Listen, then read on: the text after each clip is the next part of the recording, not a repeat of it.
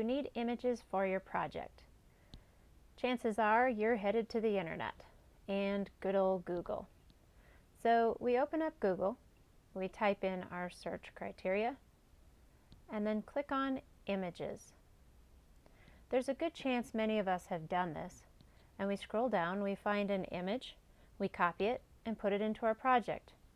However, that is not a good idea because many of these pictures are protected by copyright laws. So if they're protected by copyright laws, we cannot put them into our projects. We have to narrow our search even further.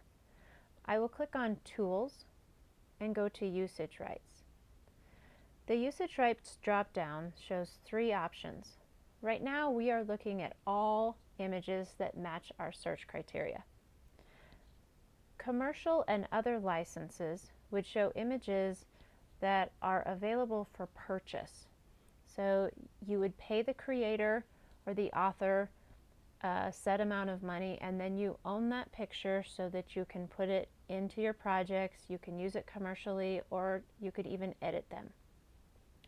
Creative Commons licenses are images that an author has created and put out for free distribution, but usually have some details that go along with it and things that you need to do. So we're going to click on the Creative Commons licenses, and notice that our pictures have really changed. Many of those images are not available, and the ones that you see that are not available are protected by copyright. So if this is the picture that I want to use, I still can't just copy it and put it into my project. I'm going to click on License Details below the image. When you click on License Details, the CreativeCommons.org website opens and it shows you the details specific to that image.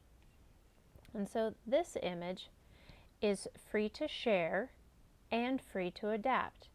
That's really good for our project, but you're not done. So scroll down a little lower, and there are terms that you need to comply with. So in order to use this image to either share or adapt, you have to give attribution. That means you have to give credit to the image that you're using. That could be giving the author credit if you specifically know the author, or if you can just cite the website or the URL which you got it from. So let me show you how to do that. I'm going to go back to my search tab, and I'm opening up the website that holds this picture. So this is a wikimedia.org website, and here's the picture that I liked. So I can use this picture, but if I scroll down, I'm going to look somewhere on the page to see if I can either find the author, the person who created it, the photographer, whatever it is. Now in this case, it says the author's Twitter. Now Twitter's not really an author, and so I'm not going to say that Twitter is the creator of this image, but it does have a source right here as coming from Twitter. So a Wikimedia website is going to have this, but not all of them are going to have that.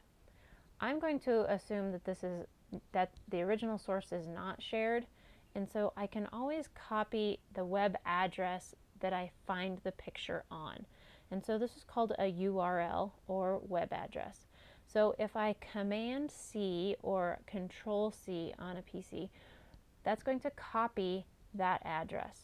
So if I put that address somewhere into my project, whether it's on a reference page, or maybe I put it in really small text below the image or at the bottom of the page that I have it on, if it's a slideshow, wherever it is, it needs to be seen and it needs to accompany this image if this is the picture that I use.